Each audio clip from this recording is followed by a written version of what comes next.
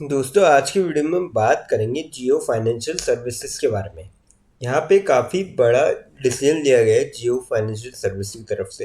अब वो क्या डिसीजन लिया गया है और उसका क्या आपको इम्पैक्ट पड़ते हुए देखने को मिल सकता है, ये हम जानने की कोशिश करेंगे। फिर बात करेंगे हम यहाँ पे इरकॉन के बारे में।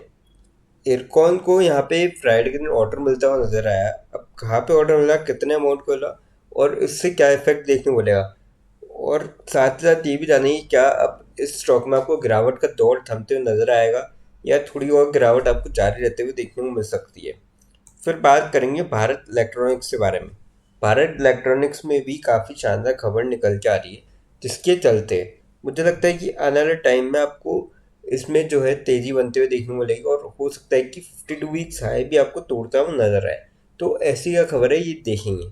लास्ट में एक ऐसे स्टॉक के बारे में डिस्कस करेंगे जो आप सभी के लिए लेके आया बोनस बहुत ही शानदार रेशियो में। तो चलिए वीडियो स्टार्ट करते हैं। सबसे पहले बात करें जियो फाइनेंशियल सर्विसेज की। 227.03 पे क्लोजिंग रही। 1.25 रुपीज़ की तेजी देखने को मिली। 0.55% स्टॉक चढ़ता हुआ नजर आया आपको आज के दिन। वॉल्यूम की बात करी जाए यहाँ पे लगभग 3 CR के आसपास वॉल्यूम थी आज के दिन, और 2 CR की डिलीवरी उठाई गई थी फ्राइडे के दिन। थर्सडे की बात करी जाए 3 CR के आसपास वॉल्यूम थी, 2 CR की डिलीवरी उठाई गई थी। हफ्ते के आप एवरेज देखेंगे 6 CR के करीब वॉल्यूम थी, 4 CR की डिलीवरी उठाई गई थी। और मंथ की आप एवरेज देखेंगे 4 CR के लगभग वॉल्यूम थी और 2 CR की डिलीवरी उठाई गई थी। तो ठीक ठाक वॉल्यूम में यहाँ पे आपको स्टॉक जो है ट्रेड करता हुआ नजर आया था फ्राइडे के दिन।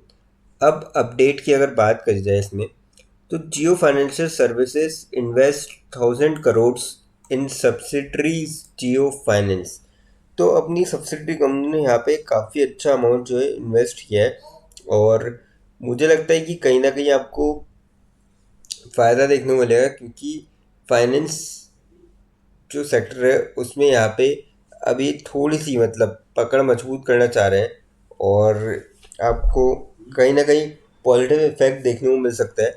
तो मेरे ख्याल से तो आने वाले टाइम में इस स्टॉक में आपको तेज़ी का दौर बनते हुए देखने को मिल सकता है। अगर आप देखेंगे 52 वीक्स आए 394 का था और लो 198 का था। तो ऊपर के लेवल से अच्छी खासी गिरावट देखने को मिल चुकी है, और यहाँ से थोड़ी थोड़ी रिकवरी भी आपको देखने को मिल रही है।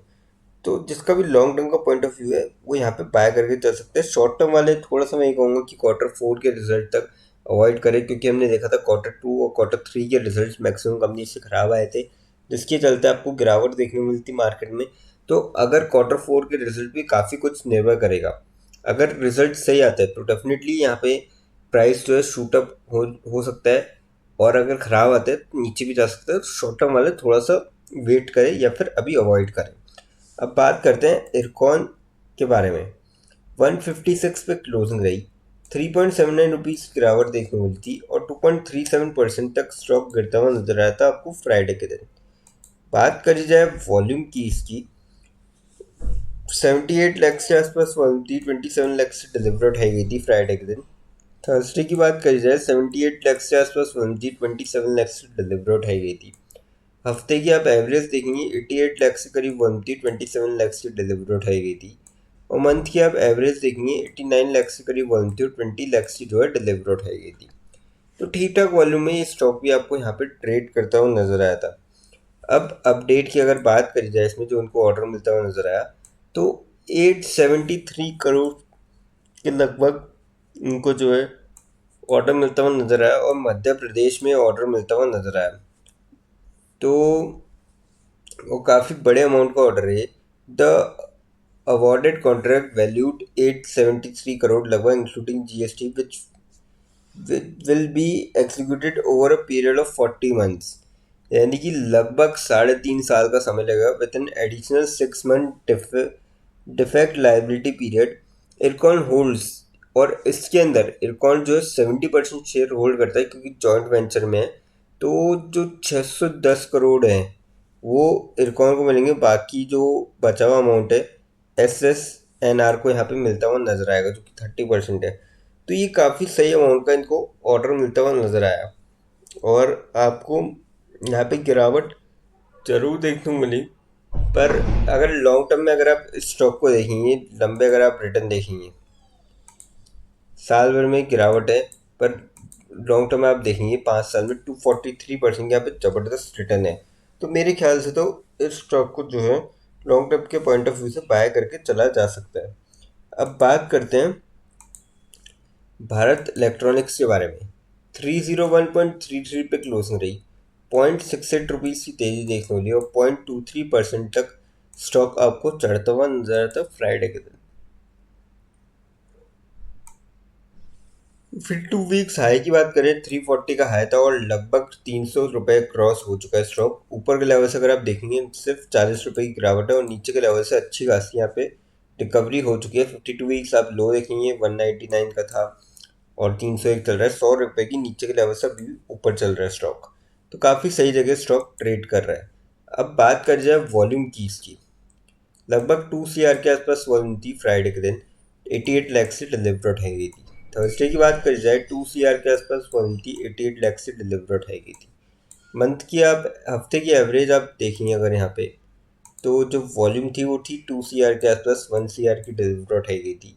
और मंथ की आप एवरेज देखेंगे 2 CR के आसपास वॉल्यूम थी, 1 CR की डिलीवर उठाई गई थी। तो काफ़ी सही वॉल्यूम में ये स्टॉक आपको ट्रेड करता हुआ नजर आया। अब अपडेट की अगर बात की जाए इसमें जो, तो इनको जो है ऑर्डर मिलता हुआ नजर आया 1385 करोड़ का। Financial year 25 order book reaches 18,415 crore. तो काफ़ी बड़े अमाउंट का यहाँ पे भारत इलेक्ट्रॉनिक्स को ऑर्डर मिलता हुआ नजर आया, जिसकी आपको तेज़ी दिखने मिली और 1% तक बीच में ऊपर चले गया था, पर बाद में आके इसने थोड़ी नीचे क्लोजिंग दी क्योंकि थोड़ी सी आपको गिरावट देखने को मिली, तो उस चक्कर में नीचे क्लोजिंग देखने को मिली। और मुझे लगता है कि आने वाले टाइम में कंपनी देखिए फंडामेंटली काफ़ी स्ट्रॉन्ग है, लगातार ग्रो भी कर रही है।